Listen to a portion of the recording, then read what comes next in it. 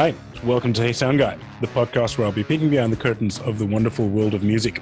Each week, I'll be speaking to sound engineers, music industry professionals, and musicians, and we'll get to know them a little bit better and share some fun stories from the road. Now, my next guest is my best friend. I've known him, as we've realized, about 20 years now. We became best friends when I came to London, 2003.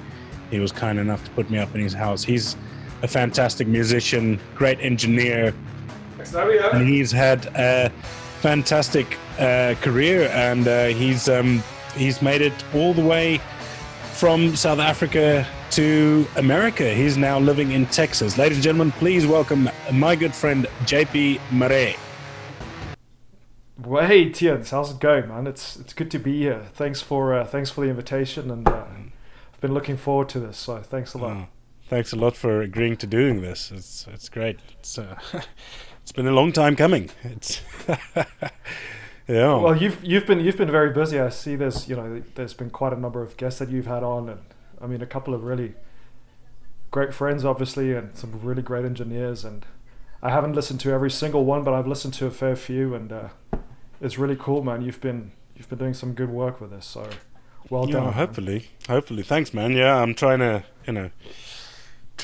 keep it creative and positive, and get everybody's stories out there. Like I said, the reason I started this thing is because I know so many awesome people, and I just want to share you all with the world.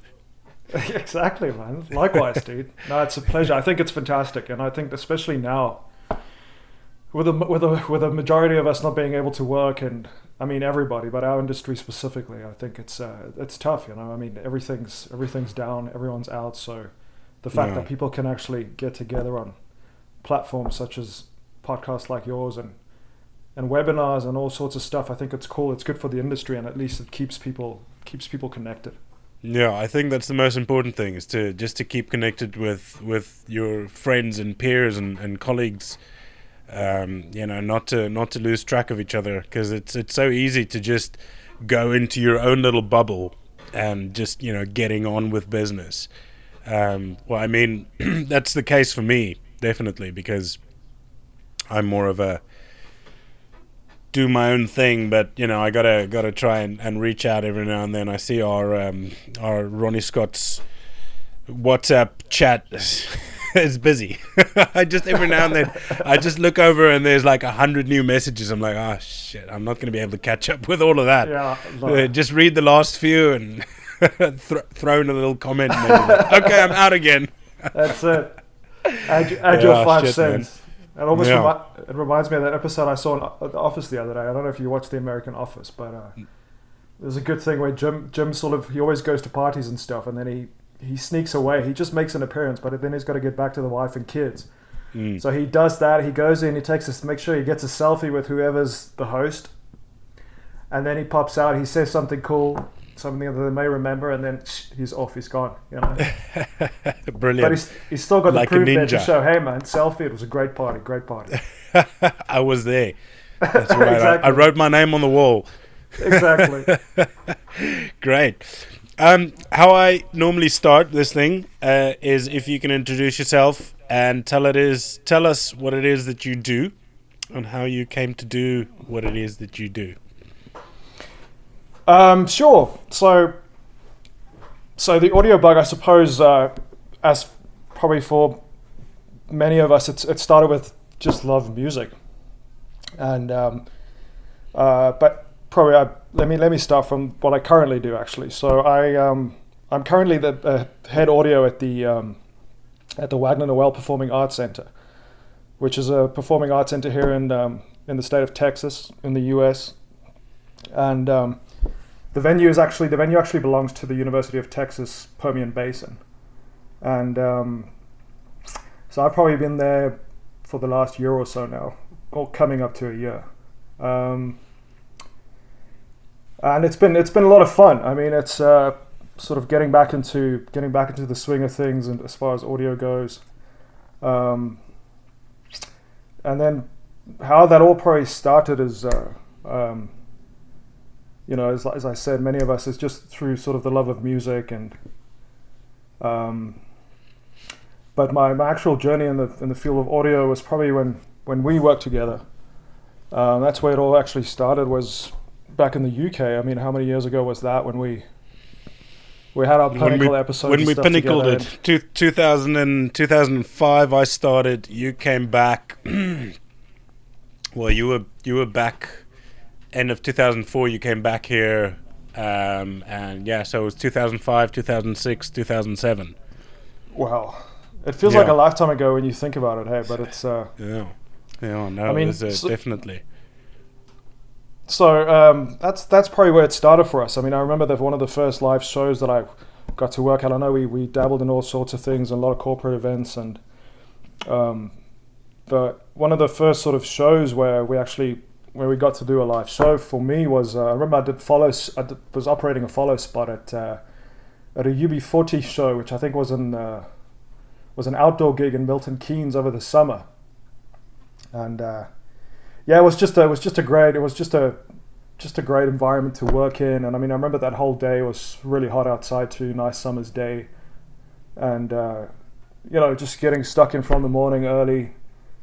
Started building stage, started running 3-phase cable across the fields, and everybody's getting stuck in. And then I'll never forget the first time I heard, it was actually the drummer there that did the drum tech that sort of got his kit set up, and he started playing the kit, and it didn't take too long, and you started hearing it through the PA, and you're like, oh, this is it, man. This is just great, So, and I think that's where the buck bit, and I was like, oh, this is definitely it, and of course, all the phenomenal, great shows that we got to experience together and watch together in our time there. I mean, the bands that we saw, I mean, that's what we lived for, right? So just booking shows and buying tickets for shows like years in advance, this band's coming, great, buy the ticket. Yeah. And I think those are still sort of, well, not early days of online ticket purchasing and stuff, but you were able to just go on there, book a show. Oh, sweet. Well, Pearl Jam's coming. Well, fantastic. We'll book that.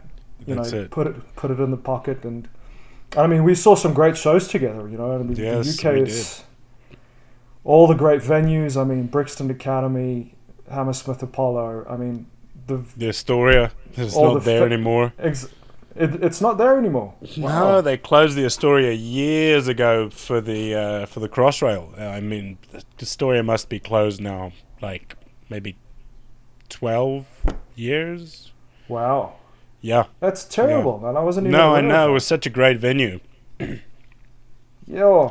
I wonder. I'm sure there was some picketing going on outside when they wanted to close that venue. I mean. Yeah. I mean, it's that and the whole of Denmark Street in by Tottenham Court Road. There was a lot of they wanted to close all those shops, all those music shops and stuff, and there was big protests and big sort of petitions, and because it's like a little gem, it's a little music gem in London. I don't know if there's anywhere else it's got a concentration of music shops, just anything that you want, guitars, drums, keyboards, PA equipment, everything you want was just right there. And then obviously you had the 12 Bar Blues, where we also snuck in not snuck in, but we went in there quite a few times and just ended up seeing some great local bands and stuff and having ourselves a good time there. Dude, some of the best times of my life, man. I'll never forget. And it was so great, and I think just being in that environment, and we were young, and we got to experience all that great music, and it was just, I think that's where it bit, and I remember then when you went to go and study, and you went all out into audio. I mean, that was inspiring too, and so I think as a start, that's probably where it happened. And then fast forward a little bit, and I got back to South Africa, and I think it was probably around about 2008 or so.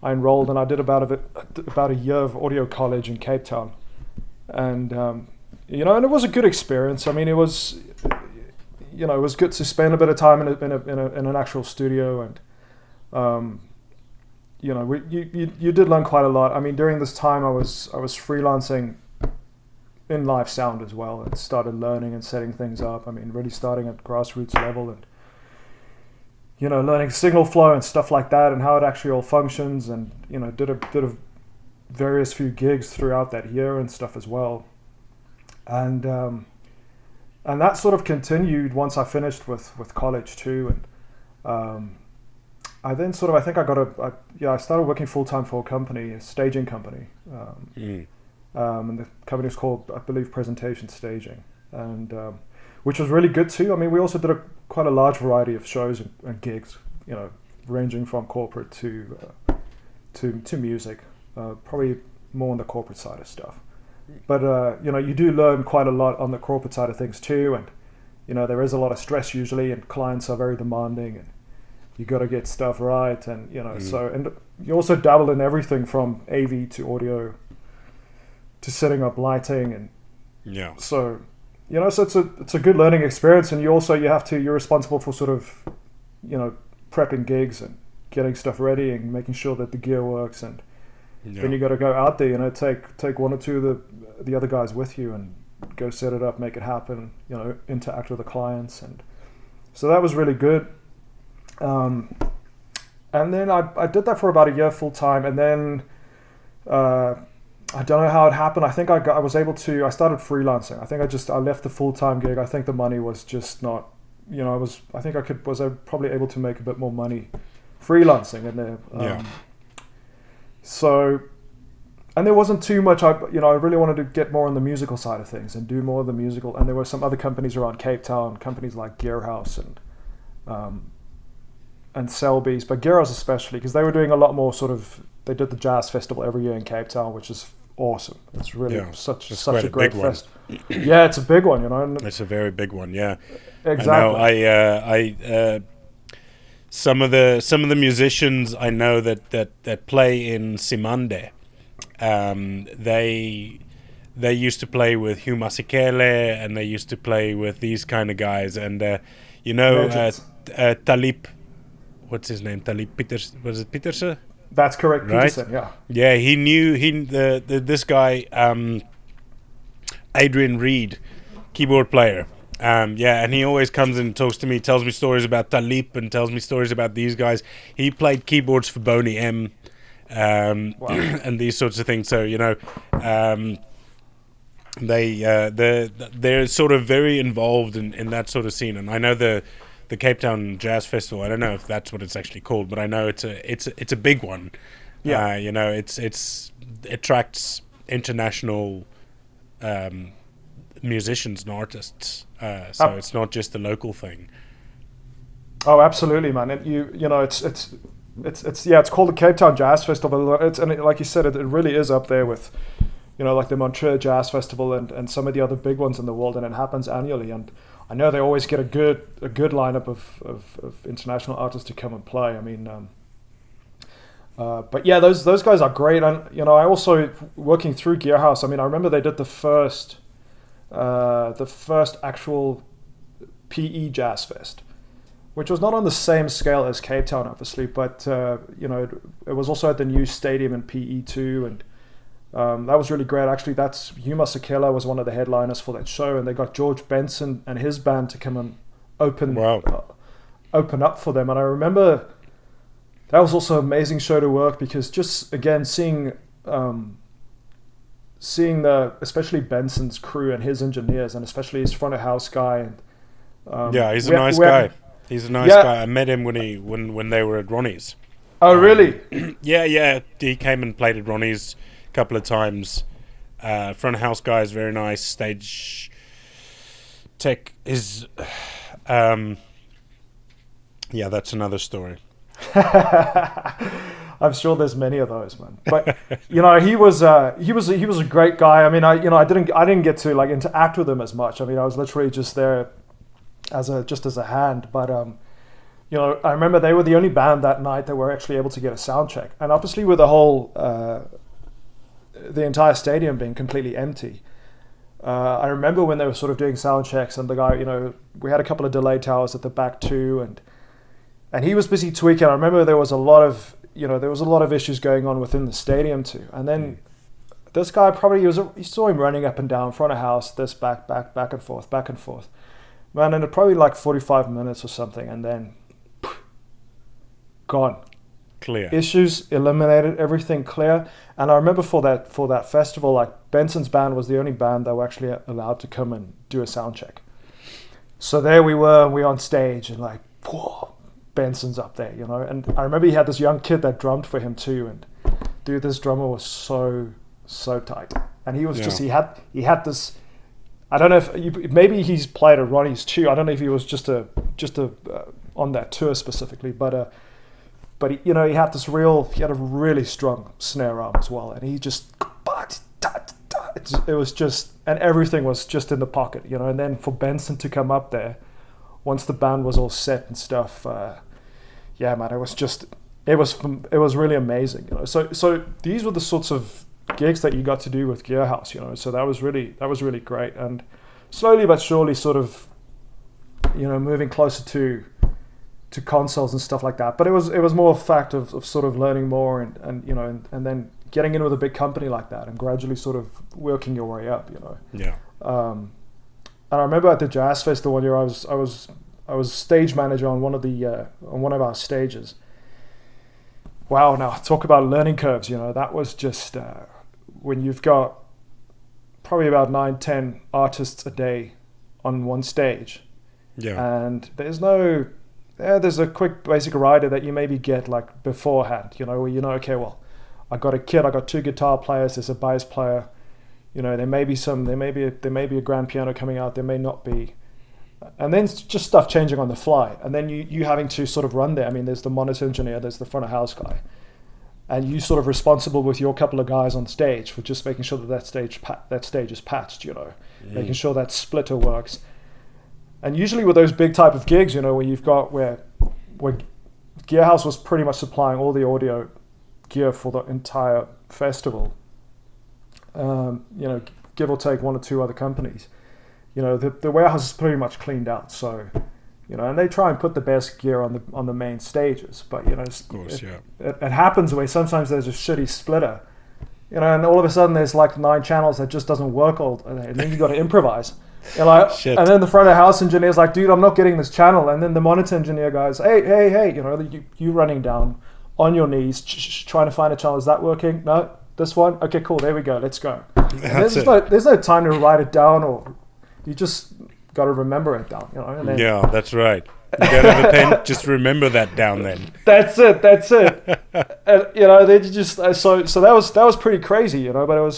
But you learn so much in those types of situations because and then the stress levels too. I mean, and then you're doing that from the morning, about 8 o'clock until 11 o'clock at night, and then you got the main headliner up there, you know. So you've just got to be on form the entire day, you know. So no, there's no time to let down. No, and then that's the whole weekend, and then, you know, obviously the loadout and stuff. So, but I mean, we love that stuff, you know. That's why, you know, it's just what we live for.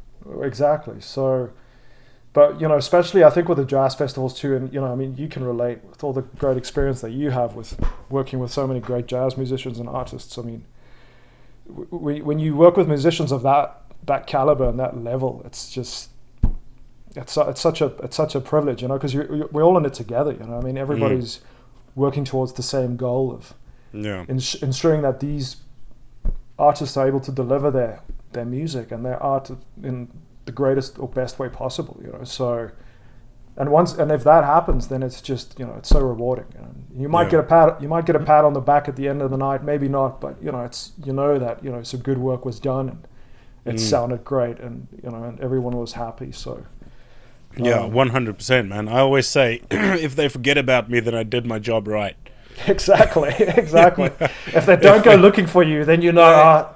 If there's no complaints and there's nothing, if they completely forget about you, then you're like, okay, good, I did my job right. I've had that so many times when, you know, you go into the dressing room afterwards and everybody's pumped and everybody's psyched and it's been a great job and a great gig, and you're like, good job, guys, and like, oh shit, T, I'm so sorry, I forgot to mention your name. I'm like, man, you know what?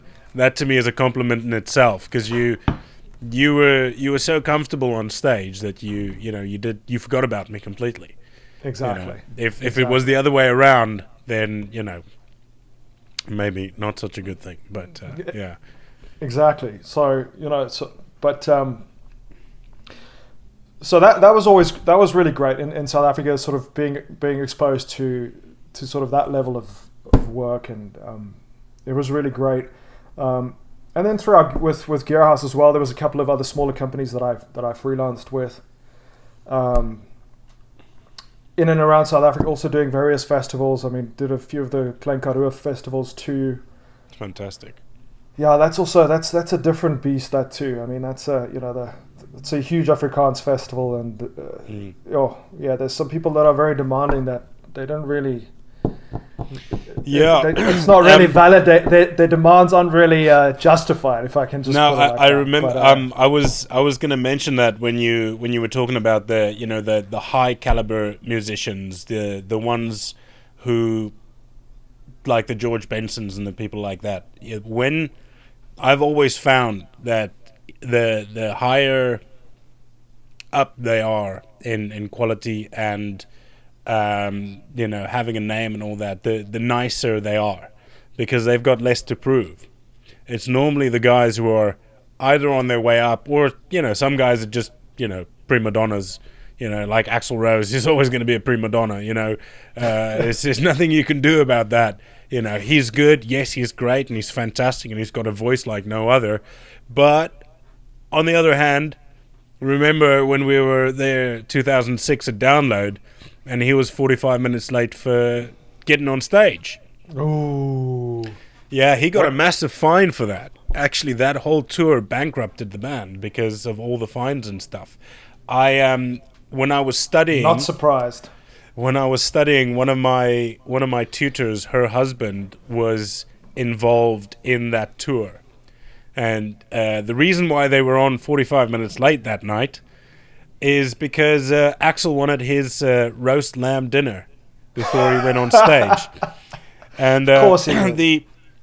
The catering staff had already packed all their stuff away because it was fucking 8 p.m. Sunday night. Festival's over, bro. And so they had to unpack stoves and stuff, and they had to reignite the fire and connect the gas and everything so his chef could then go. Way. And they had to go and apparently they had to go and knock a butcher awake and get a fucking lamb roast from this guy. He had to go open his shop, and that's this whole thing is why he came on late that day. And apparently there were just more of these things. There was one and in the contract that everybody had to sign, there's a clause that you cannot say no to Axl Rose, or you will lose your job. So apparently there was one instance, because they're nightliners, with trailers, all the gear and stuff, and there's the whole crew, because it's a big fucking outfit, and they're on the autobahn. It's like 3 a.m. or something, right? With this caravan of coaches, and Axl wanted a fucking bacon sandwich, so they pulled to the side of the road. Had to go wake the chef up. Had to go wake the crew up, so that they can unpack their cooking gear. On the side of the autobahn, this fucking chef being woken up at 3 o'clock in the morning, making grilling bacon for Axl because he wants a fucking munchie. So yeah, all sorts of just silliness like that. It's funny. You can always count on Axl for a good little bit of upset, because he's the king when it comes to that stuff. Yeah, like what was that time when they were playing with Metallica in Montreal, and Hetfield fucking stepped into pyrotechnics and burnt himself nearly half alive. Yeah. And Axl just had a little shit fit on stage and threw his microphone after, I think, like 20 seconds or something into the first song, threw his mic off on the ground, and he walked off stage, and the whole crowd erupted, and there were riots in the street just because he was being a baby. But that was at the height of the mayhem. So I can imagine there were all sorts of other factors involved. Yeah, I mean, from what I've read about that whole tour, I know it's just super difficult. And obviously, I don't think those guys. Let's just say Hetfield and Axel are definitely not barbecuing together. You know. No. Hetfield was barbecued. Yeah, exactly. But shit, man. Yeah, no, it's crazy. I mean, it's with those types of tours and yeah, when it's on that level and you get people who are so demanding, it's just and what can you do at times, you know? I wonder if they've had any of those issues with him on this recent bunch of tours that they did when they all sort of reconvened. I'm sure they must have put something in those contracts, because there's such a big amount of money at stake for all these guys, and I could just imagine the bucket loads of money that they made on these last couple of tours. But no, it's always good to laugh about old Axel. Crack you up. Yeah, man, it's funny the way artists and like an example of people who are, as I said, of the absolute top caliber musicians and level. We had a few years ago, we had a band Foreplay, right? They're like a jazz fusion funk, really fantastic band, but it's all electronic stuff, right? Well, I'm not saying it's all electronic stuff. Obviously, the drummer plays on an acoustic drum kit, but the guitarist is electric guitar. Luckily, he had a semi-acoustic hollow body. Bassist is he plays an electric bass. Wasn't it Nathan East that played for Foreplay at that time? Yeah, I know it was Nathan East. Yeah. And great player. And the keys player is like, he had three keyboards. So it's very much an electronic sort of thing. And about 5 minutes before the band are due on stage, so I always go 5 minutes before, give them the 5 minutes heads up, and then they're ready. So when I do the announcement, then they'll walk on as I announce them, and then it's just like show time, nice. With jazz hands and everything. Anyway, and this was right around the time when they started building this massive Crossrail station at Tottenham Court Road, and the whole of Frith Street, where Ronnie says, where Ronnie Scott's, the whole of the street, the power went out. Fucking whole street, right? And I was walking into the back dressing room, and all the power in the club went out, and I'm just like, okay. I'm like, okay, guys, I'll be right back. And I walk out into the club, and it's dark. It's absolutely just dark. Wow. And people are, waiters are all like, oh, what are we going to do? I'm like, guys, calm down. We've got all these candles on the table, right? Just go grab a boatload of these candles, just like a bunch, right? Yeah. Put like 4 or 5 on each table. Do me a favor, get 2 tables, stick them either side of the stage, and just fill them up with candles. Okay, so at least we can see the stage. Yeah. Go in the back, and I say to the guys, listen, this is the situation, right? The whole of the street's down. It's not just Ronnie's. It's not that we haven't paid our electricity bill, right? It's all gone. It's all gone. What do you want to do? And they're like, well, you've got a upright house bass, don't you? We're like, yeah, we've got that. And they're like, well, we've got the piano, and the drums are the drums. So, we'll come on and play acoustically. I'm like, unplugged, man, I'm getting goosebumps just thinking about it now. It was just so magical. And they all came out, and the guitarist was the only one that was sort of like not so well heard, but they all downplayed, and it was all quiet, and it was all like they did their material, but in an acoustic way, and it was just so magical. And the guitarist, whenever he did a solo, he was singing his solos along with playing and stuff, so everybody could hear him, and you could hear a pin drop. It was so quiet. It was just, nobody said a word. There was no, and I mean, they were well within their rights to just say, well, shit happens, we can't play. But they went on there and they played. I think they played for about half an hour before the power came back on, right? So it was this magic moment. It was just, and I mean, again, it's just because these guys, the level of their art is at such a high level that there's not even, they'll be like, whatever, we'll just deal with it. We'll make it work.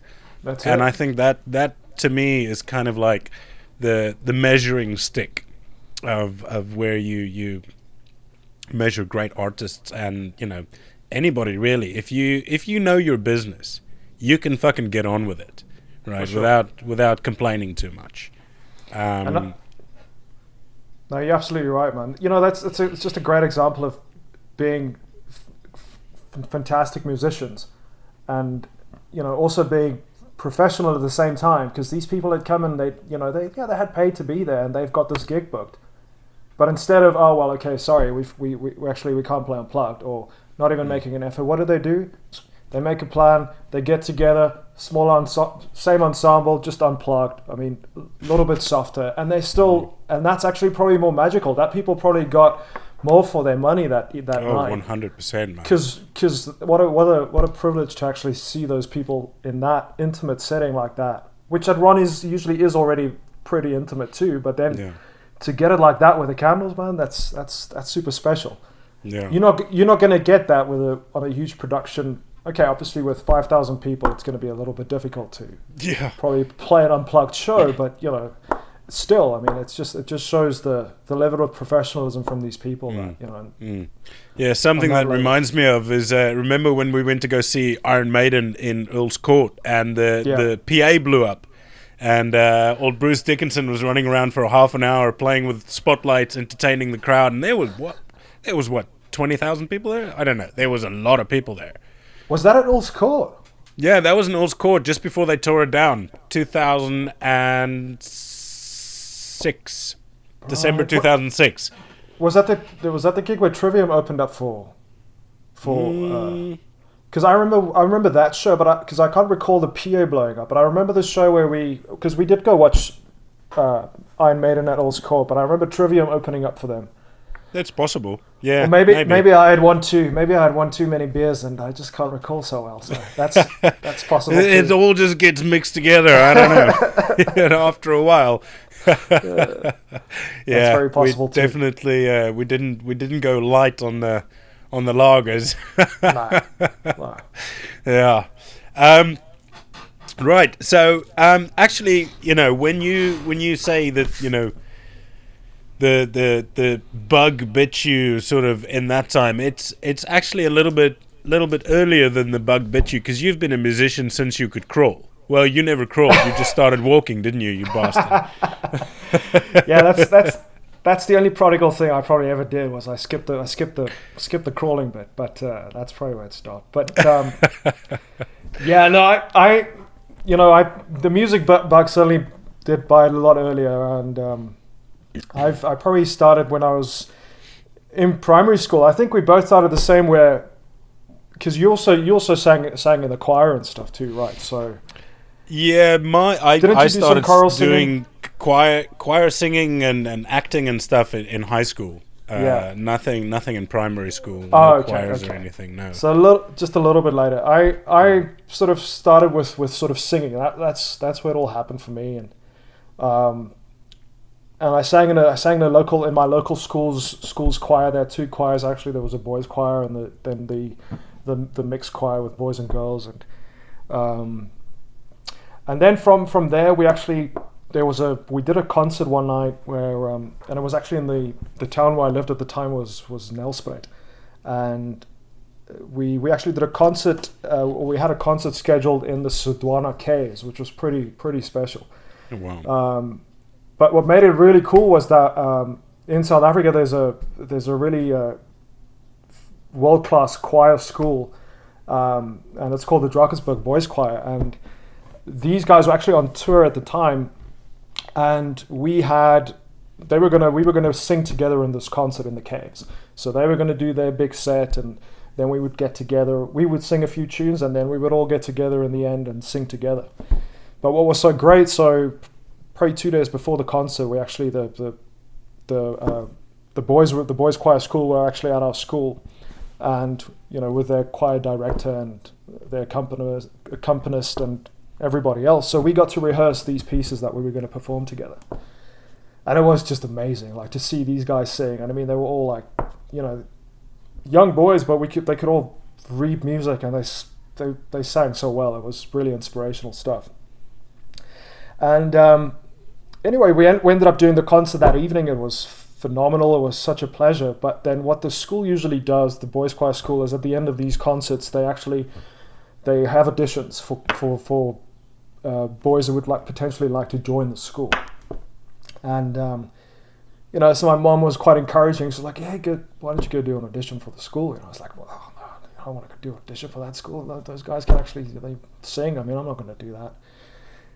Anyway, she insisted, and I said, "Okay, cool. I'll go do the audition." You know, I mean, and anyway, so you had a choice. You were 11. Yeah, you do as you're told, son. Yeah, you know how it is with our folks back home.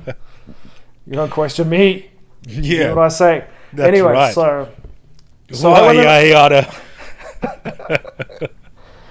I went and I did the audition, and you know, and that was the end of it. They said, "Oh, well, great," you know. They tell you immediately, you know. So you do a couple of singing tests.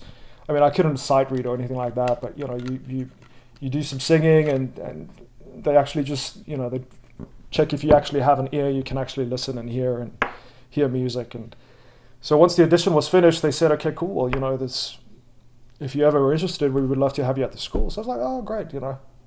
It's a nice feather in the cap. Yeah. But I thought, okay, well, that's it. Because it's a pretty private school, and it's very small, and it's very exclusive. So it's it's very expensive as well, you know. So, man, and probably, so I told my mom the news, and probably 3 months later or so, something ridiculous. She managed to pull it together, and my mom got me into the school. So, you know, and bless her heart for it. I mean, it was fantastic. It completely changed my life. But yeah, so it sort of happened. She started getting some momentum, and my mom started going around town and putting things in the paper and sort of getting sponsorship going, and to try and get me into the school. And yeah, 3 months later, there I was. Parents went and they took me to the school and dropped me off. And I mean, the school is just in the most beautiful location. You know, it's in the Champagne Valley in the Drakensberg in KwaZulu-Natal.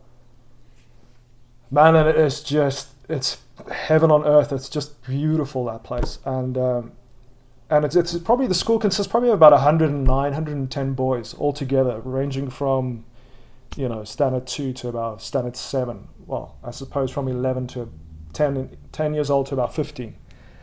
And yeah, my parents dropped me off at the school, and then they left, and there I was, you know, and it's boarding school as well, and it's quite far away from everyone, from most other places, you know. So, you know, there's only about 4 times a year where the parents can come and visit their boys, and but yeah, there I was in the school, and that's where sort of my music education actually started, and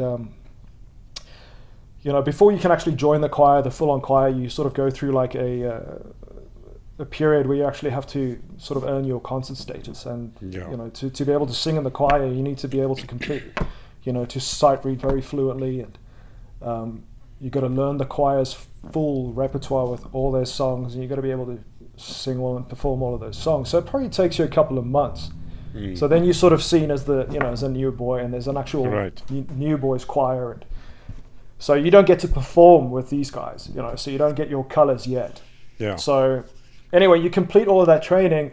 So you sort of did that in a couple of months, and then you can actually go and do an audition for the choir. And that's quite sort of nerve-wracking, because what they do is they'll pick one. So if you were a soprano like I was, they'll choose the other 3 voices, the alto, the tenor, and the bass, and then so now you've learned all the repertoire off by heart. You've got to sing it off by heart, and then you go and the whole choir is standing there. The choir director is on the one side, and the accompanist is by the piano, and she plays. And now you start singing. So they'll select songs for you to perform with the other 3 voices. Yeah, it's pretty crazy. So now you're going to stand there in front of these guys. You're going to sing and perform, and then you know. So you do that. Once you've done with that part of the audition, then you go outside. You just look at the mountains, and you sort of stress your head off, like, wow, it felt good. I hope it went well. Anyway, and then you got to come back inside, and then you do a sight reading test, also with other 3 voices. give you the music, unaccompanied, and you have to sing. Right. So okay, that's cool, that's done, and then they go outside and then they discuss, if you made the cut, if you're actually going to be able to cut it in the choir, and then they call you back, and then it's either yay or nay. So fortunately, in my case, it was yay, and then it's like there's a full-on ceremony where you actually get your colors for the school, and then you're in the choir, a fully fledged member of the choir, and the school had 2 choirs. Right. Both choirs had had its own director as well, and I mean those directors were also the best in the field. They were really phenomenal directors and musicians, very inspirational people. But so yeah, then you're in the school, and now you get to sing full on concerts, and you go on tours with your choir, and every end of the year, I think for the during the Christmas period, we did like a Christmas tour around the country, and so that was really great, And then throughout the year, there's various tours that happen, and the 2 choirs sort of split, and they cover both areas of the country where we go touring and we go and perform, and that was sort of, my sort of entry into music. I remember one of the first times that I sort of realized, wow, this is the place, is when, as a new boy still, the choir was busy rehearsing a sacred work by the composer Handel called The Messiah. Mm-hmm. And at the time, we walked sort of into this rehearsal space, and all the new boys sat on the floor, and then the choir, all the boys in the choir, they went and stood up on the risers, and they all sit, and the sort of conductor tells, okay, well, this is what we're busy doing, and then they don't really mind you, they just give you a quick brief explanation, and then they start rehearsing. Wow, man, Tiens, you start hearing these guys sing with these voices, and it was just, man, it was instantly just tears, because It's just the music, and then just the way they sang, and then just these 4 voices, and then it was just unbelievable, just completely life-changing, and you just realize right there that, wow, this is the place, so just so inspiring. And so that's essentially where I sort of started, and I got to spend probably about almost 3 years at the school. Unfortunately, I was never able to sort of finish my time there because of the sponsorship issues and stuff. And as I said before, it was quite expensive and stuff. But yeah, that's where sort of at the school, and you also at the school, you're sort of not forced to, but it's compulsory to take up instruments as well. So that's why I started playing the piano as well, and you do singing, of course, and you study intensive theory, and so all these. Your entire skill set as a musician, you just get this hell of a boost, to sort of start in music, and that's sort of where I started, and it was fantastic, and sort of from once I finished at that school, I went to an art school in Pretoria where I got to sort of specialize in music as well, and music was a study field there too. So, and then sort of as I said. With music and with audio later in life, is then you sort of realize how sort of closely knit the two disciplines are, and so and I mean both my sort of my music education and background, and I always sort of see myself as a musician, so I always have that, and it's still sort of I still do that on a day-to-day, but throughout working in audio and stuff, and I mean, it really helps when you can actually converse with musicians on that level. Not where you go and you don't get into the nitty-gritty of their music, but at least knowing that, what an instrument should sound like, or what works, what doesn't really work and stuff. I mean, that sort of helps you in whatever it is that you need to do, whether you're helping out musicians on stage, or you're actually busy mixing for a house, or you're mixing monitors for musicians, whatever the case may be, So, but yeah, that's essentially where it started for me, man. So, so how old were you when you got into the Drakensberg Science Choir? When you made the cut, I think that was about. I think I was 11 years old. Right. Yeah. Okay. Yeah, it was about. And then 11. you went to Nelspruit for a bit, and then you went to Pro Arte when you were 15, right? That's it, yeah. So I sort of left, when I left the school, I went to back to Nelspruit actually, and I spent a year in Nelspruit High School. And then whilst I was there, actually, I heard about this great school in Pretoria where it's an art school specialized. It's got various specialist fields for children to specialize in, whether it's art or ballet or drama or music. So I was very keen to get to the school because I knew of, other guys who were in the Drakensberg that actually went to that school, and it was probably going to be the closest sort of fit again, and to be able to go to a school where you can actually have music as a full-on study field was great. So I did the audition to go to Pro Arte, and then I got accepted in there, and I think it was probably when I was 15. So I started there in sort of grade 9 through grade 12. That's it, yeah. And sort of finished my high school diploma there at Pro Arte, which was also a great experience. Like lots of great people, just also being around like-minded people, and that's it, man. It really helps. Yeah, exactly. And there's some really talented people coming out of that school too. Really, really great talents, So that was really, and it was a smaller niche type school as well. I mean, I think Pro Arte also only had about, for a high school, probably also about 750, maybe 800 people, kids in the school. and being in a city as big as Pretoria, I mean, that's relatively small. Exactly. I remember my old man wanted to send me to Pro Arte for art, but that never happened. Oh, that would have been great, dude. Would have loved to have you there. Yeah, right. Then we could have started even earlier on our journey together. That's it, brother. You know it, man. But we did meet each other in your final year through a friend of ours, Erika. Yes. That's kind of where we met. So that's 2000 where we met. Yeah, 20 years ago, dude. 20 years, brother. 20 years. It's a journey. It's a long time. It's a long time. Yeah, man. Yeah, but we didn't really properly connect until I came to London, really. And that was... Out of the kindness of your heart, 2003 took me in.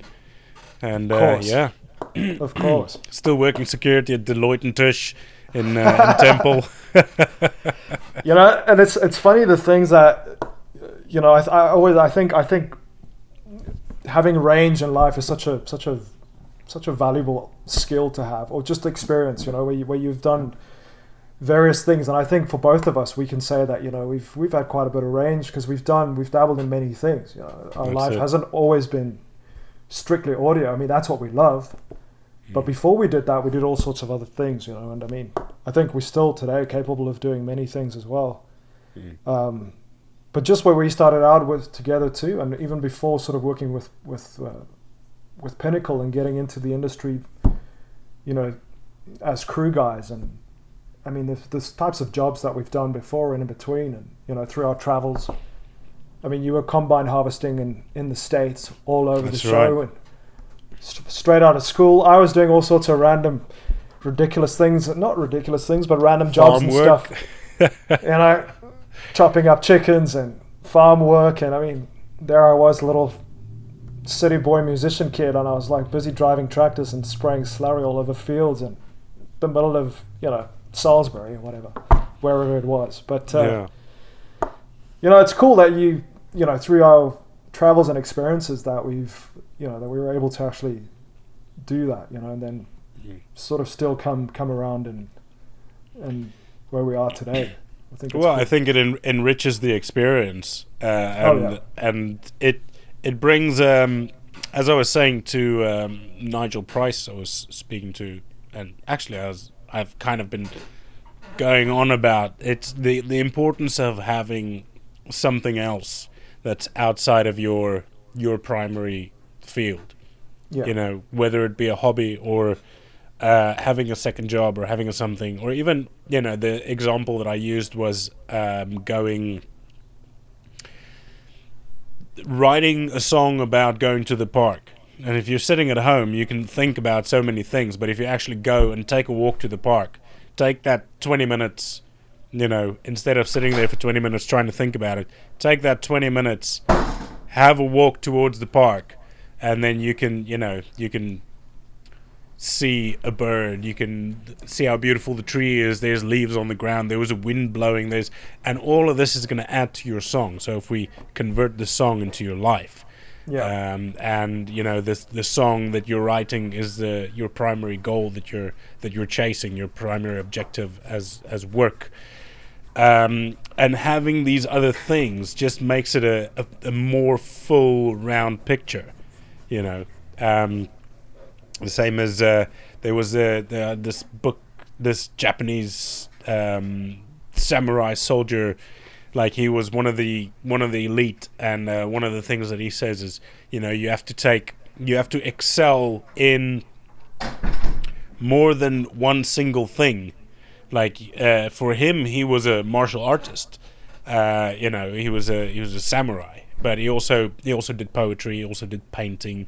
He also sang and did drama, and he did all the arts. Just basically created a fuller picture and a bigger, a pool to draw from, if you will. Yeah. And it's absolutely right, man.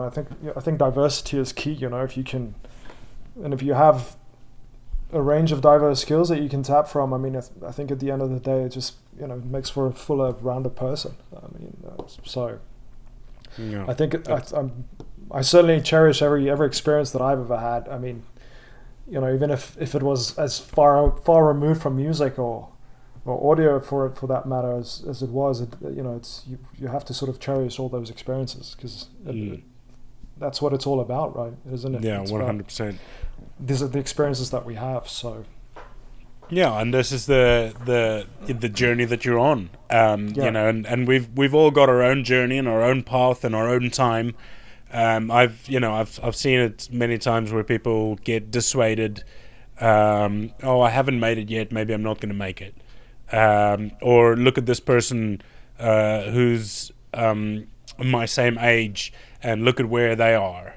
But that person might have had different opportunities. They might have had they say, for instance, they didn't have to go and work at a coffee shop as a barista to earn money to go study. They could have just, they had somebody who paid for them. And so these, our journeys accelerate and decelerate, and we kind of pass each other, and it goes back and forth, and all these experiences, I think it should never be looked down on or in a negative light. It's just another thing that fills your bag that you can draw from. And like you said, I went and I've done very many things that aren't any kind of music related whatsoever. Farm work, combining, construction, freaking, you can name it. It's been done. Bar work. I've worked in a bar and stuff like that. So, but it's these things that make our lives fuller and richer, and your experience as a person, and absolutely. Also to sometimes go and do things that you don't want to do, but you have to do them because you have to pay your rent and you have to eat and you have to do these things. Exactly, pay those bills. We all have those responsibilities that we have to make sure we take care of, so, and that's also, often it happens where you just have to do what you have to do, so that's it. And survive. So yeah, you have to sometimes get down in that slurry pit and the rotten corn. Fuck, that was not a good day. That was a rough day. I'll tell the story. I think I might have told you about this, but I was when it was sort of in the autumn, starting to get winter. I was running the boss's grain elevators and the silos, and the corn drying, because you cut corn when it's wet and it's snowing, and then you got to dry it through the winter. You got to get all that fucking methane out and everything. It was South Dakota. It was end of November. It's rather cold outside. Just a bit. And I show up at work in the morning, and the boss fucking walks up to me with a shovel and a 5-gallon bucket, And he's like, oh, so you see at the bottom of this elevator. Now, what the elevator is, you've got a big hole in the ground that on the bottom it's got a conveyor, and then it's got these buckets that scoop all the corn and stuff. So you pull the truck over the hole and you open the slushes, all the corn and stuff falls out, then that goes up into the corn dryer, and then from the corn dryer you got to put it into the silos, because what happens with corn as it sits there, it builds up methane, and even just a tiny little bit of dust can just ignite the whole thing, and the fucking thing goes up in flames. So you got to dry the corn properly, so they don't produce any methane when they're stored, over the winter. But what happens at the bottom, because there's the bottom of this elevator, these buckets that are on a chain above ground, it's I think it was 111 foot, so what's that, about 30 meters above ground, right?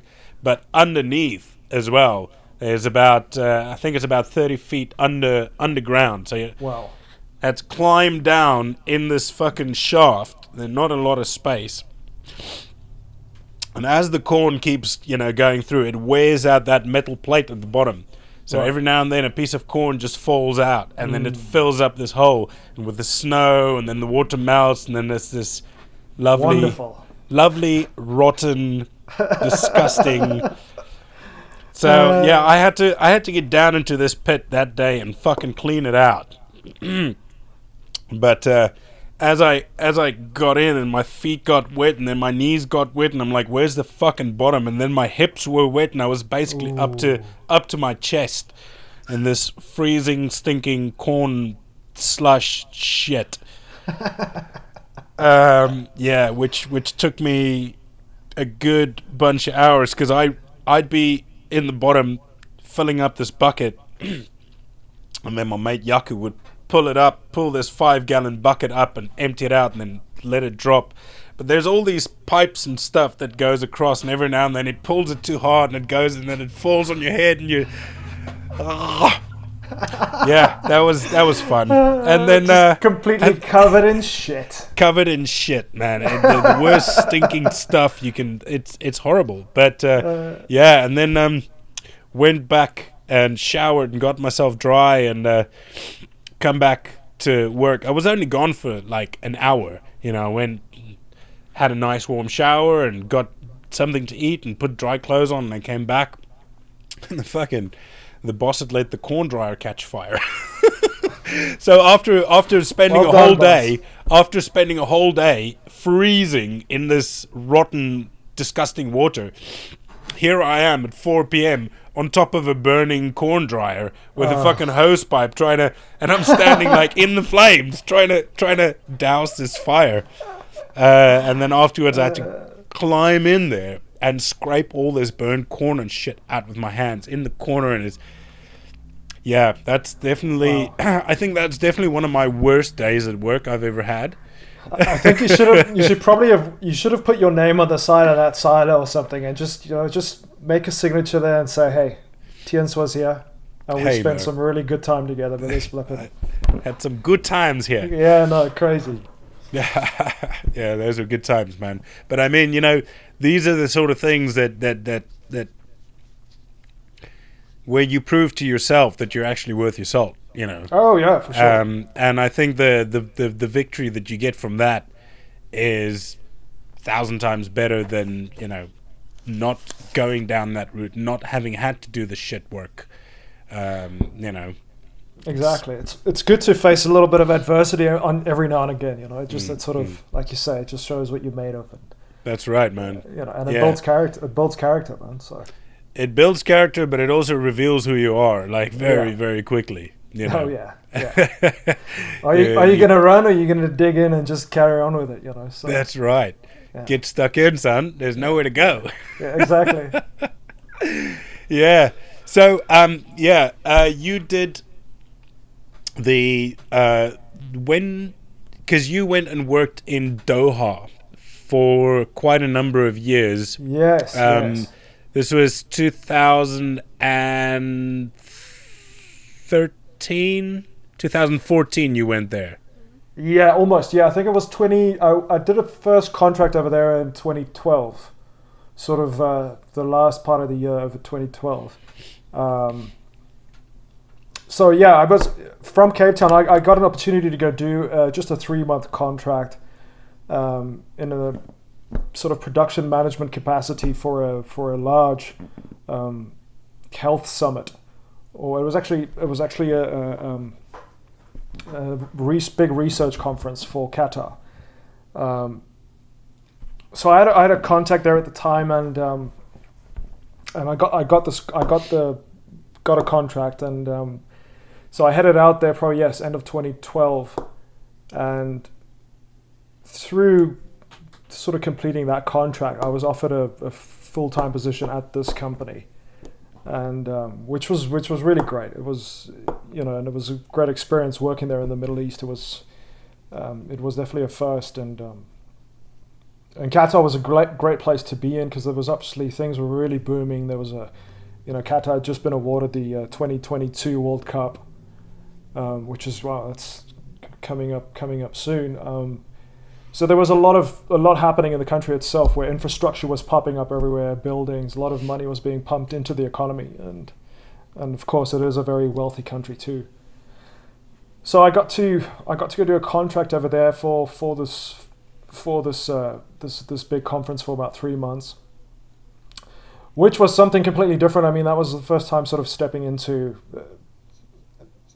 sort of on the corporate side of things, and being on liaising with all sorts of various clients, and stepping into meetings where you all of a sudden had this big organizational body sitting around a table, and you've got to, this is what I need, and so that was quite an exhilarating experience, and I suppose I didn't do too badly, and they offered me a full-time position where I started there full-time in 2013, and that was sort of more in a project management capacity.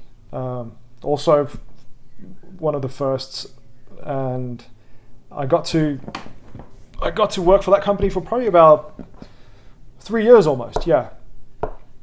And due to some various other reasons, because the company was actually a joint venture between one of the national bodies and a few other companies.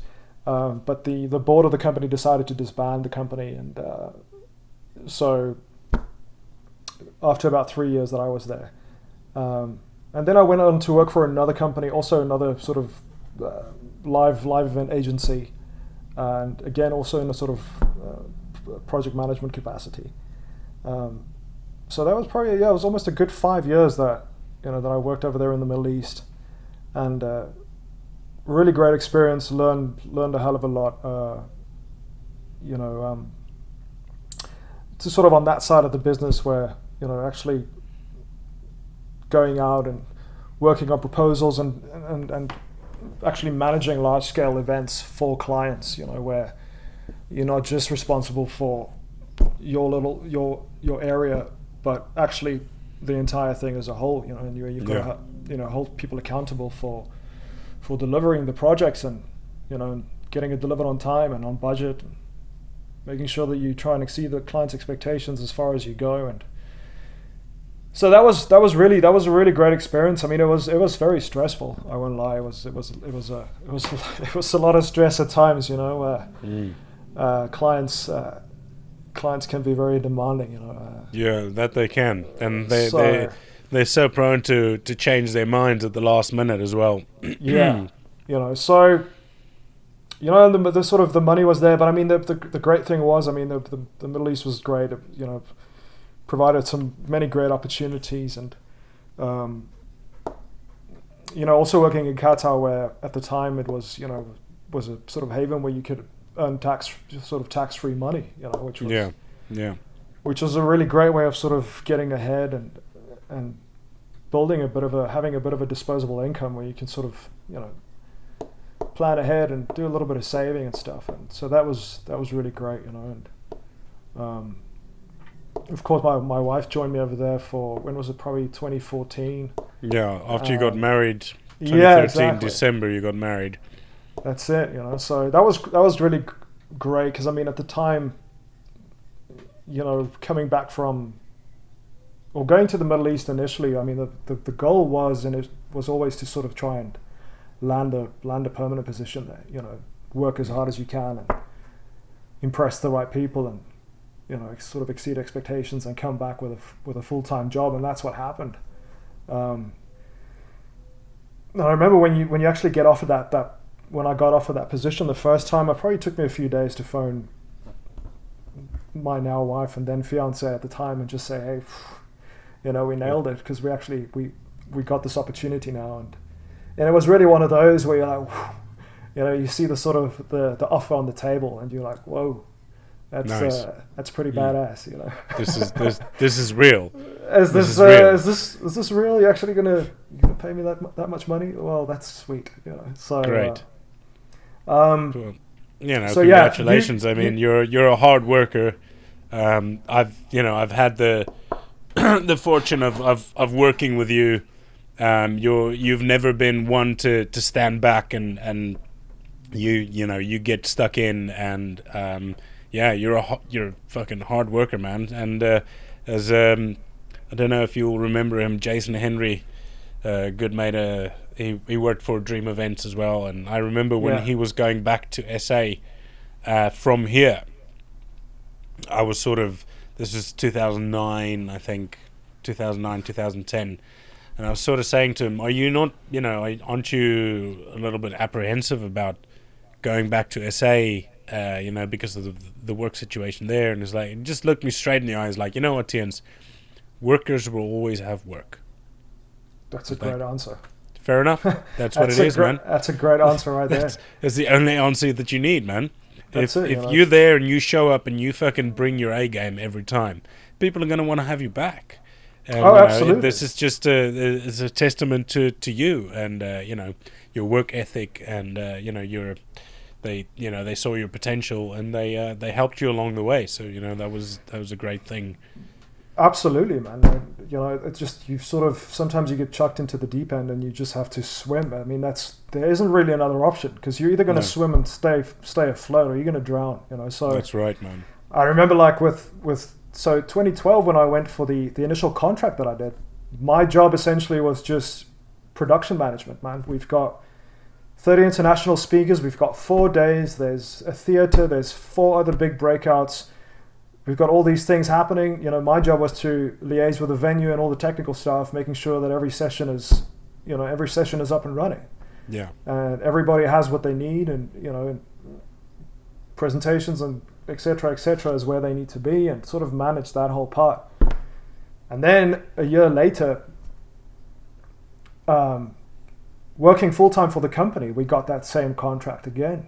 You know, but only this time, I wasn't just managing a part of it. You know, I was actually asked to lead the entire project, which was, I don't know if you remember, but there was still a time when, I think it was because we had the event in October, and you know, you've got speakers coming from all over the world, like international experts, you know, flying in, and you pretty much you sorting everything out for them. You know, everything's been planned for them, getting over there, their flights, their accommodation, everything. So, you know, there's a lot of moving parts to a large sort of conference like that, and then, you know, that sort of was, because there were a few people in the company at the time that were involved the previous year, but they'd left.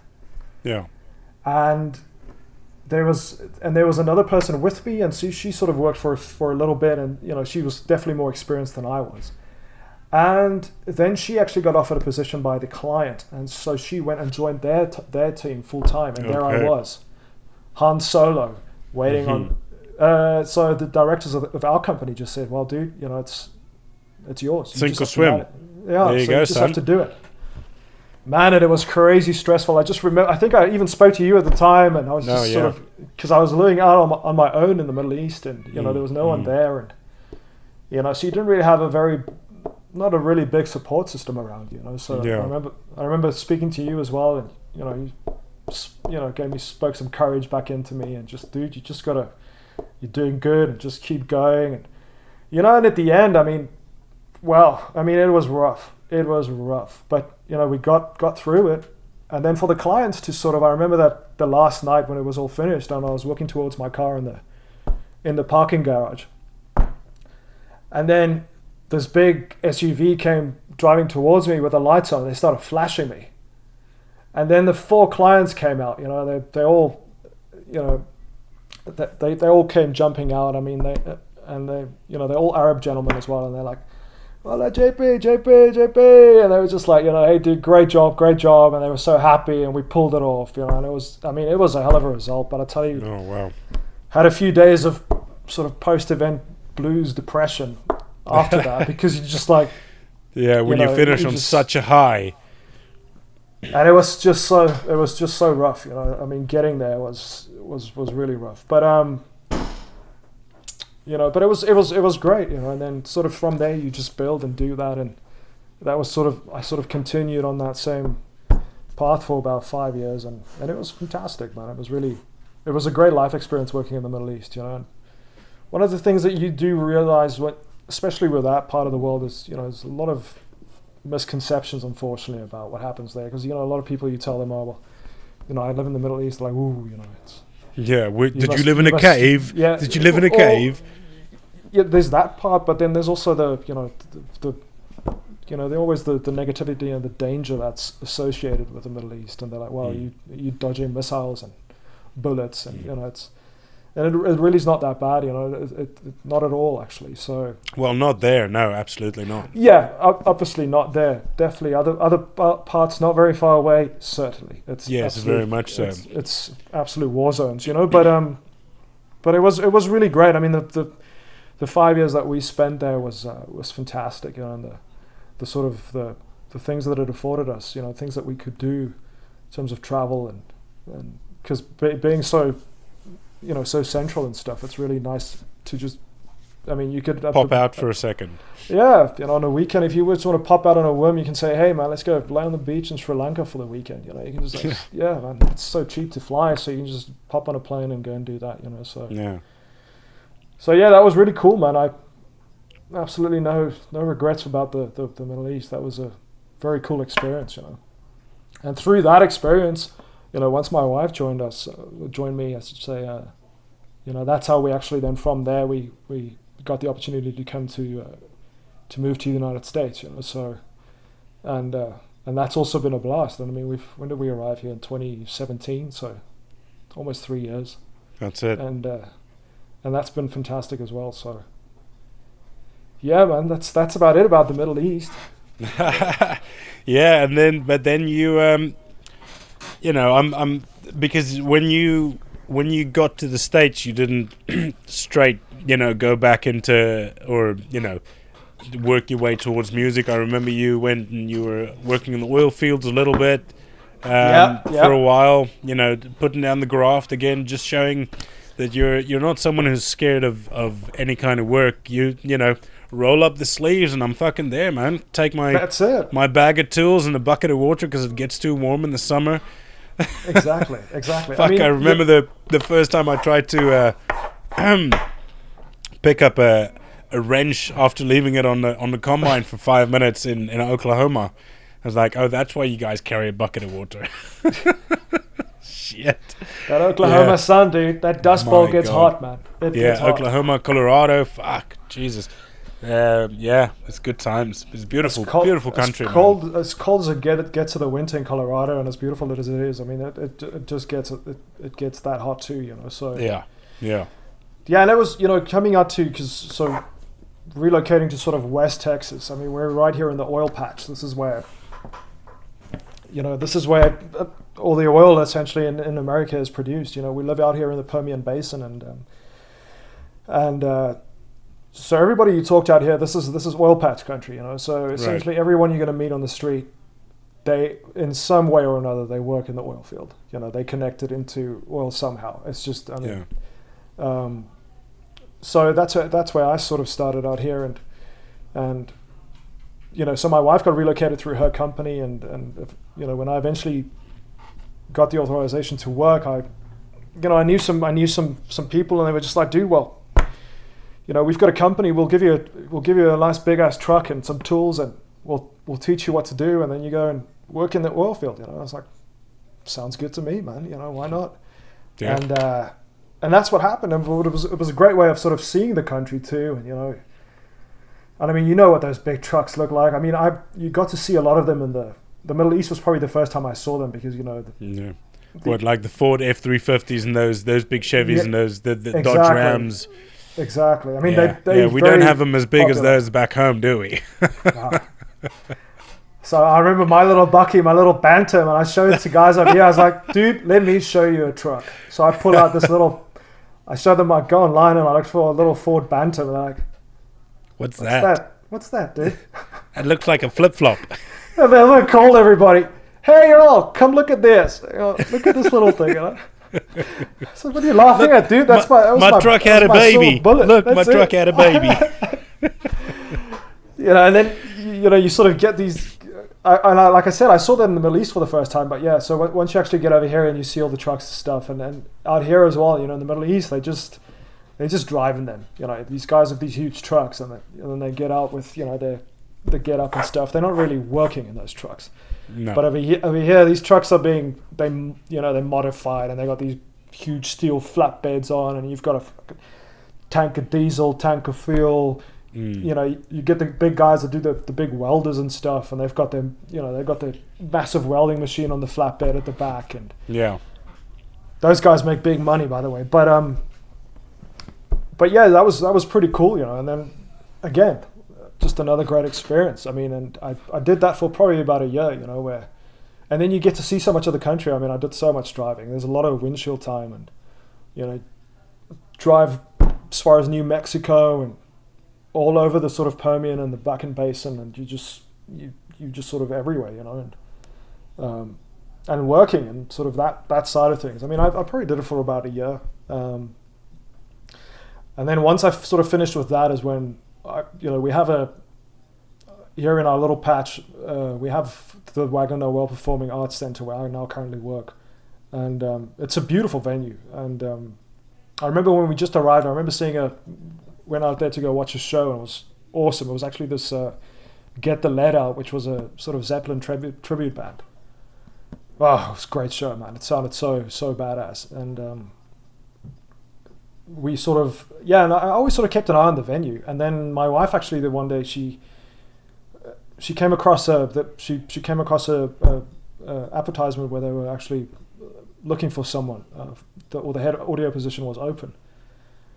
And it had actually been a while since I worked full on in the audio game. So I thought, oh well, why not, man? This looks great. And I sort of read through the job description. I was like, oh, this is sweet, and especially out here because we are quite isolated, So I mean, the closest large towns like Dallas and San Antonio and Houston is about 8 hours away. The others like Dallas and Austin, which is great music city, is about 4 hours away.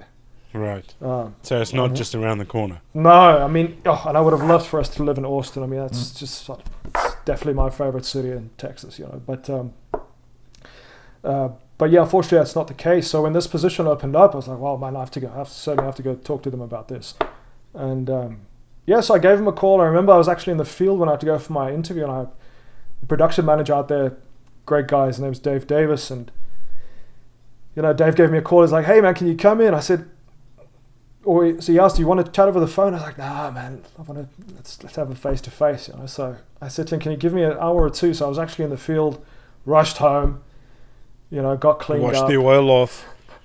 Put on a bit of a suit and tie, which I must admit I probably overdressed a little bit. But, you want to make a good first impression. That's right. So I get with my suit and I get back in my dirty truck and my tools and, drive to the venue and grab my little case, my notes, and I go and I had a chat with Dave, and we sort of, we hit it off, and took me where they walked through the venue where they, with Greg, who was their current head of audio, and sort of showed me the venue. We had a bit of a chat, and yeah, man, it was good. And then they called me back for a second interview, and that was it. So. And then I got to start working at the venue and a sort of head audio, which was fantastic. It's a really great venue. Our venue probably seats about just about 1,800 people, almost 1,900 people. Nice, man. It's also, the venue is actually managed by a huge global company called ASM Global. Oh, right. I know them, yeah. Yeah. So, I mean, ASM manages about, I'd say, more than 300 venues across the world, you know. Wow.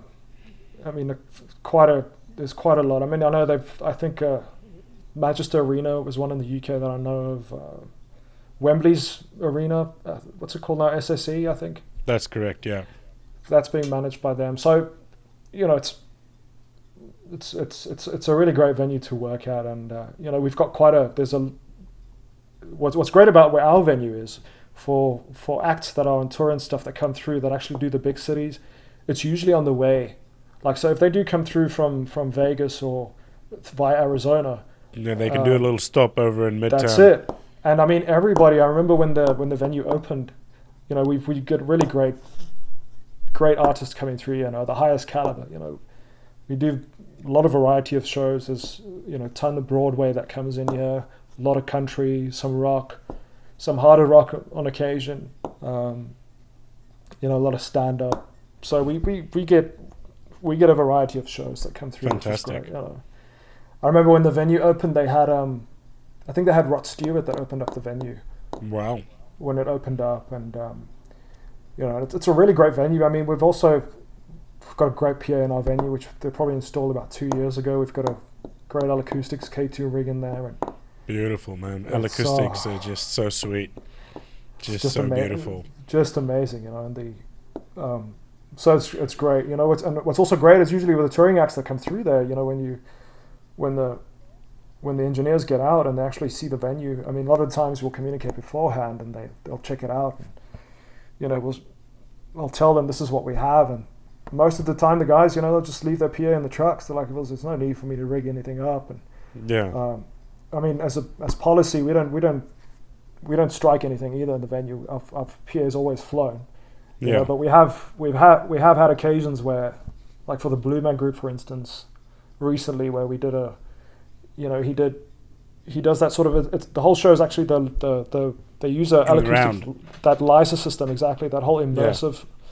Yeah. They couldn't do the entire application completely because our venue was just a little bit small, so he couldn't really rig everything up, but he did do a few more towers, and it was really cool. The engineer sort of showed me how that system worked a little bit, which was, it's crazy, but very cool. But yeah, usually, you know, when the guys come in and they sort of see what we have in the venue, like, oh, it's going to be a good day, you know, it's going to be a good day and it's going to sound great. And it always does, because, you know, obviously some other venues, older, PA's not so bueno, and, you know, they can, so that's really great, you know, and the venue itself is state of the art. It's a great venue. We've even got we've got the, I think it's a variable acoustic system where we can open up the venue where it can, you know, inside the venue itself, we can either deaden it or we can liven it up. So we've got an acoustic. It's a curtain system based. So it essentially controls everything. And so once we have the orchestra, for example, in the venue, then we can actually pull everything back.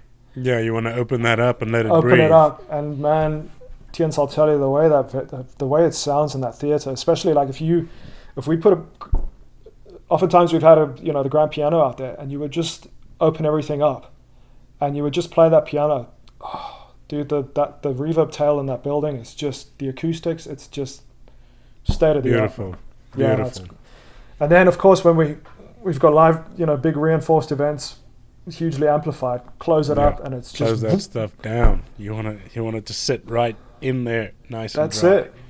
So it's a really great venue that we have out here. I mean, and like I said, its location is really key, because it always makes sense for these guys. Well, I can sell another almost 2,000 tickets over here, make a bit of money, and then head to Austin, on the way. Dallas, San Antonio, and so that's great, man. You know, and even in my year that I've worked there, yes, man, there's been some great acts that have come through there, you know, and great people. So.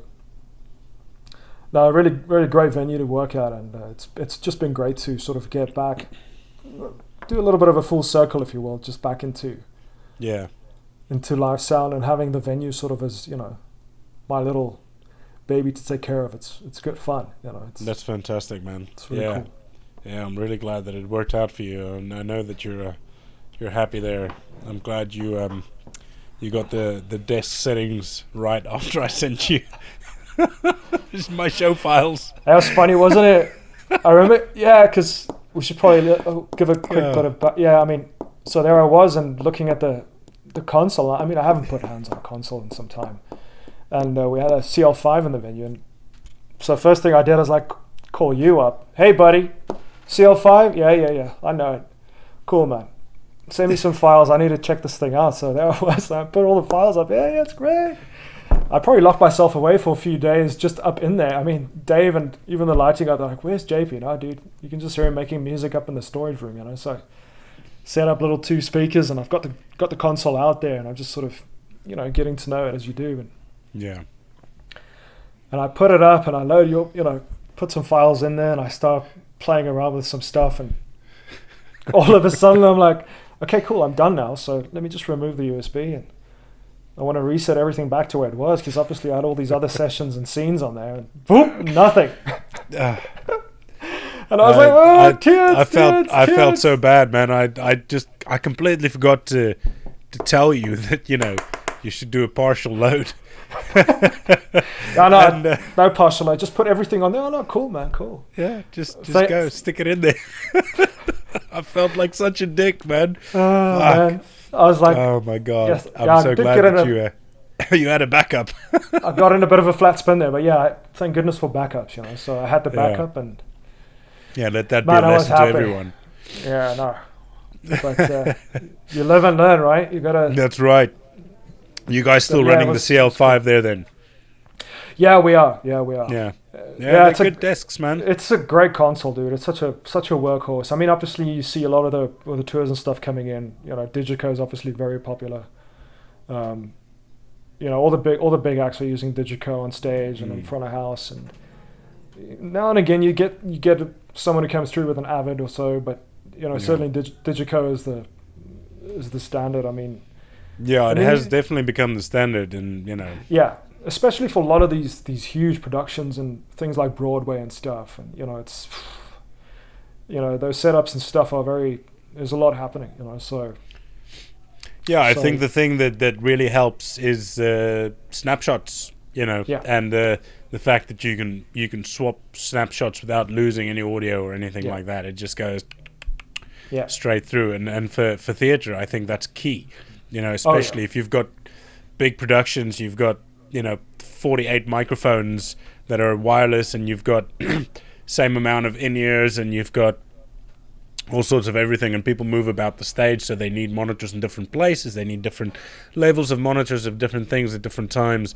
So that really just it makes, you know, it makes things a lot easier. Oh yeah, and also the time factor, you know, because I mean it's so. You know, the guys come in there, we start setting up in the morning, we start unloading trucks at 8 o'clock in the morning, and you've got a show at 7:30, you know, so time is tight, you know, but then, but I must say, out here in West Texas, you know, I mean, the guys that we have especially, that come in, that freelance at our theatre as well, that always come and help out on the gigs and stuff. And I mean, we've got great guys coming from as far as Lubbock, and that come and help out in our theatre, and they're fantastic, you know. We really got a great bunch of guys that make it so much easier, especially for the crews and stuff that come in there, though, you know, because I mean those guys don't have time, and I mean especially audio side, there's an A1, there's an A2, and maybe they've got a third person, you know, and maybe there's a systems tech, but usually it's just the A1 and an A2 that come in. And you rely on venue to provide systems teching. Yeah, exactly. So that's usually, I mean, that's essentially my job, and then, you know, helping them with whatever else they need, and obviously I get a couple of more crew in to come and help, and but yeah, just great people out here too, you know, and I know you sort of no airs and bells and whistles about folks, you know. Everybody's just gets in there and gets stuff done, you know. I mean, you do get occasions where you do get times where, I mean, when we have really big shows, and then we have to really pull in labor from everywhere, and sometimes, you know, there's a couple of strange folks that come in there, you know, that shouldn't really be in there, and you know. Sometimes you have to take action and say, you need to leave, you know. But you're there. Yeah. Put down the bottle. That's it. Get the fuck out. You know, so but in general, knee. it's been really good. You know, I mean, it's been a joy to work at the theatre and stuff. And we're actually a small team at the theatre that manages the venue, and everybody's really great to work with and good people. And you know, yeah, so. it's great that they kept you on, during this thing. You know, obviously not that they would let you go, but I mean that you haven't been furloughed or anything, and that you can. It's good to see that they value you, and obviously the position. We're all replaceable in a certain position that we are, but the job that we do is not replaceable. Yeah. It can't be done by computer. It can't be done by somebody who's moonlighting as an engineer. It's a specialized job, and I think it's a good thing that they see the value in you and the work that you do, because unfortunately here with this thing we've had one venue in particular have just said that they're not going to pay us for this, and it's frustrating because half of the money that I'm owed is for work that was done in February. So the work was done already, and the other half is for work that was already done. It wasn't cancellation fees or anything like that. It was just it's work that was already done. So hours that you worked and a job that you've already performed that you were hired to do. It's not like something that's been like shows that have been cancelled in the future. I mean, that's something completely different. But when you've actually done the work, you need to be you need to get compensated for that, right? No, I know it's super frustrating, but unfortunately, I'm not the one that's I'm not the manager or anything there. I've kind of urged my manager a few times to send more emails out to these people because for them obviously they're a big company. They basically just they just said, well, sorry, but you're not that important here, so we're not going to pay you. Which is it's frustrating since it's a music venue. they put on live gigs. And as I've said many times over, me as a person, I'm replaceable 100%, but the job that I do there is not replaceable. No. And it is an important job that we do there. An in-live venue, you need the staff, and absolutely you can any one of the managers can not be there and the venue would work. Any one of the staff can not be there and the venue would work. Even if you're pushed that far, even say you've got a quintet and one of the musicians is not feeling well, they could still perform to a degree. Yeah. But if we're not there in our capacity, then none of that is going to happen. That show's not going to happen. Exactly. It's not going to happen. And to downplay us and the importance of the role that we do, I think is an insult, really. But we'll get through it. We'll see how we go. Personally, I'd like to fucking burn down the building, but maybe I shouldn't do that because no. That's frowned upon. Please don't. Definitely frowned upon. Please don't. Please don't. Yeah, I mean it is a shame. I think they're doing themselves a disservice, because if they're not going to be able to get you back, they might think, okay, well, this guy's replaceable, but I think they're going to very quickly find out that I don't think that this guy that we got in is actually on that level, and he's actually not as good. But so they're doing themselves a disservice. And also, I mean, how are you gonna, how do they think they're gonna? How is it motivating to you, that to go back to that venue if they treat you like this, where now they're 100%. Actually not, you're not getting compensation for work that's already been done. I mean, how do they think they're going to get you back there anyway? They're not doing themselves any favors. No, by thinking that you're replaceable, that's just that's well. Not very wise. They did try and get one over on us once, where they got they were paying peanuts and they got monkeys, and the guy blew up the amps after one gig. So they had to. It cost them a little bit more money trying to save $60. You see, and but, yeah, but I don't think that they actually learned the lesson properly. But yeah, whatever. It is what it is. We'll see how that goes. Luckily, the other companies that I work for and venues that I work for, they've all been honourable in their conduct, which is, you know, I'll go back there with a smile.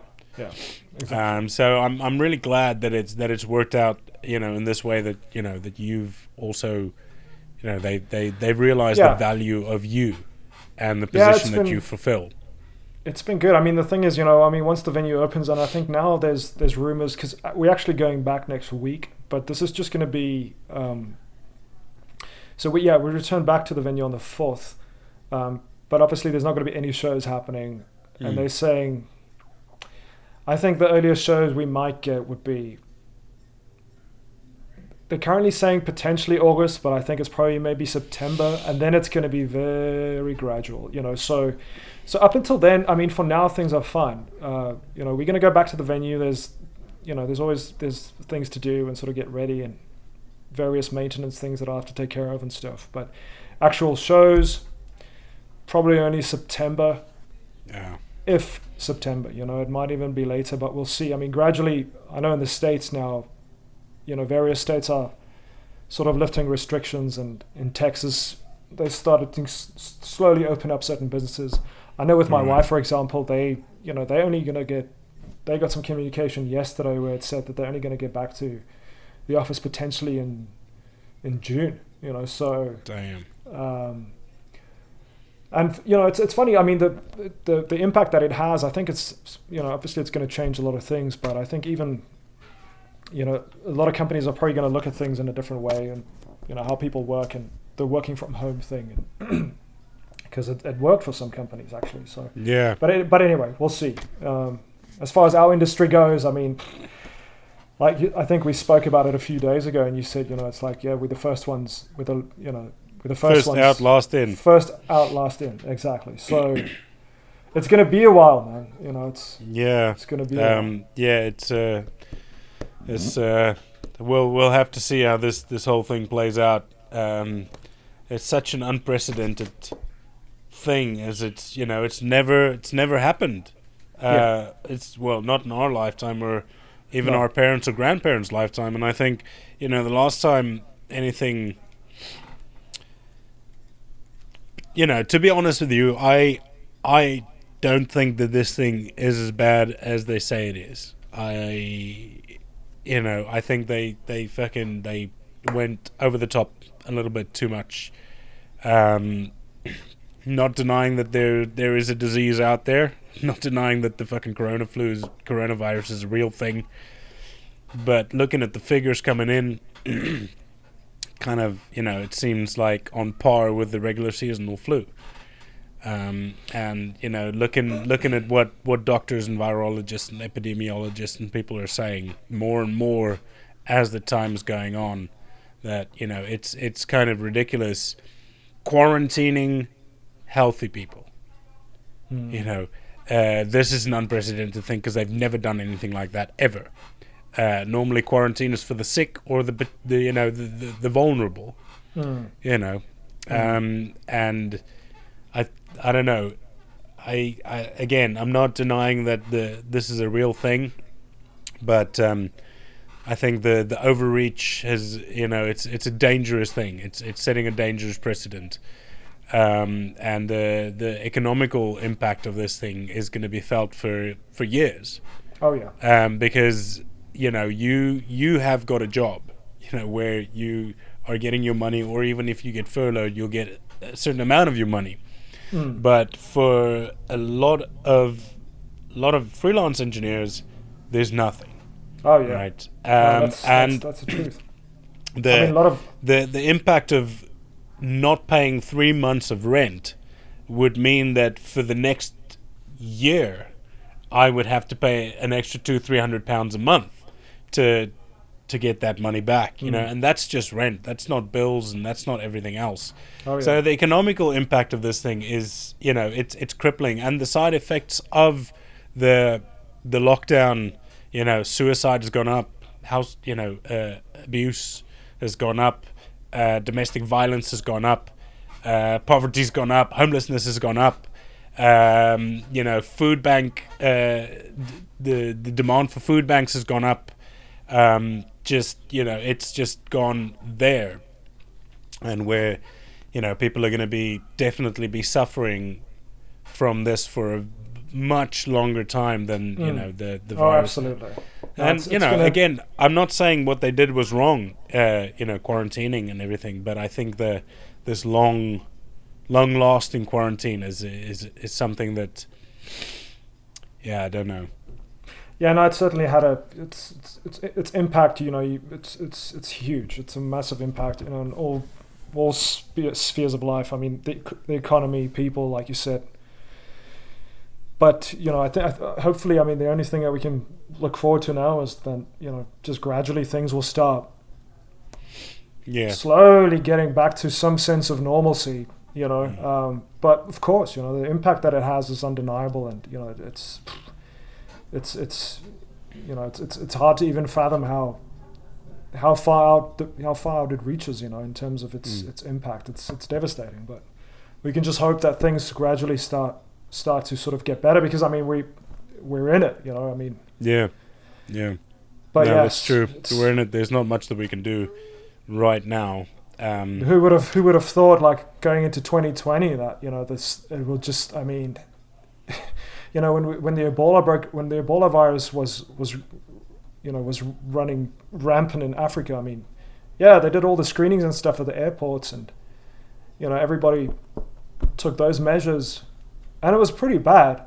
But okay, well, I'm flying somewhere, I'm going to get screened, but to all of a sudden then just on this level, like the quarantining and stuff, and then just seeing the world economies just crash, just borderline collapse and crash. Like it's just it's crazy stuff. I mean, it is. It's a scary time. It's a scary time, man. So hopefully, I always try and look at the glass half full. And I mean, you just have to. So I just hope that things will improve.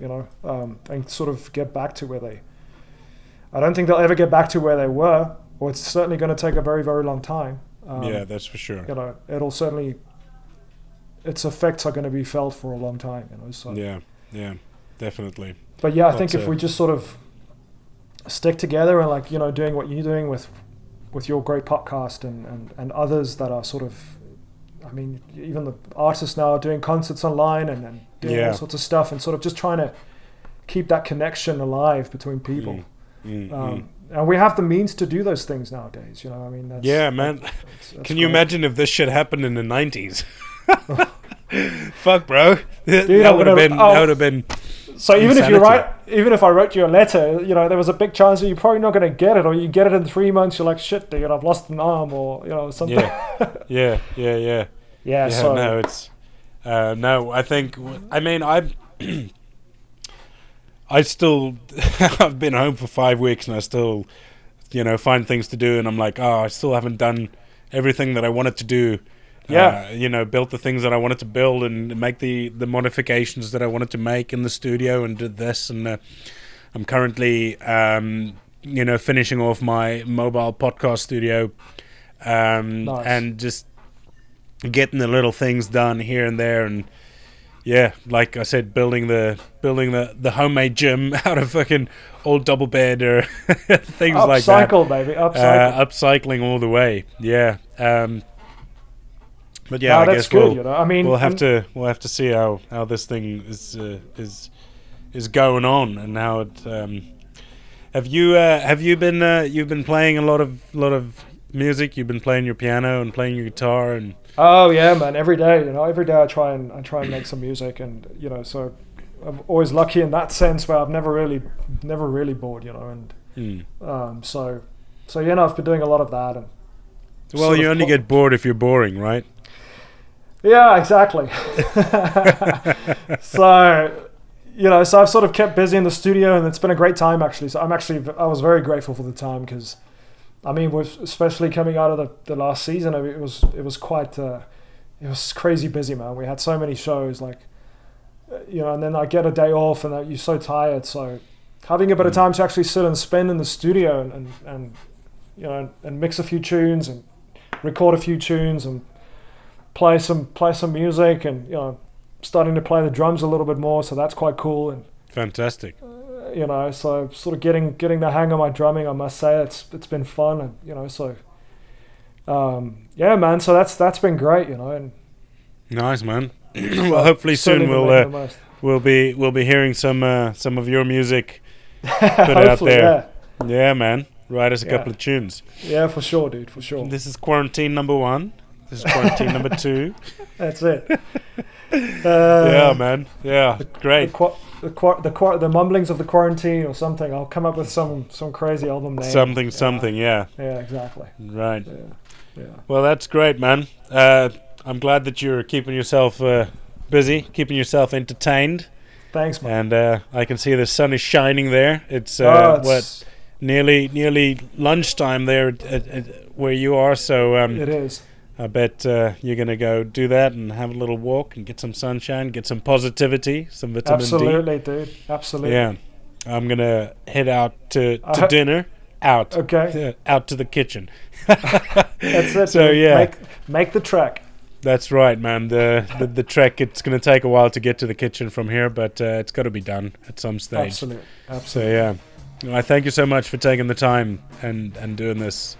My friend, it's always a pleasure, man. Thanks for having me. It's an absolute honor, man, being one of your guests on this great podcast of yours. So I appreciate it, man. And hey, to all the fellow engineers and fellow audio folks and musicians out there, man, just hang in there and just sort of stick together and keep your heads up. I mean, I'm sure things are going to get back to where they need to be. The world needs music, man. That's right. Yeah, art and music, absolutely, all types. Absolutely. Yeah. Well, great. Thanks, man. And thanks a lot, Tiens. We'll see you again soon. See you soon, buddy. Bye-bye now. Cheers. There we go. Ladies and gentlemen, I hope you enjoyed that very much. And I will be sharing my details as well as JP's. You can catch up with us, see what we're up to during this lockdown. And please like, share, subscribe. If you want to help out, you can go to patreon.com/HeySoundGuy. You can help the podcast there by donating. Very much appreciated. Until next time, keep it sound.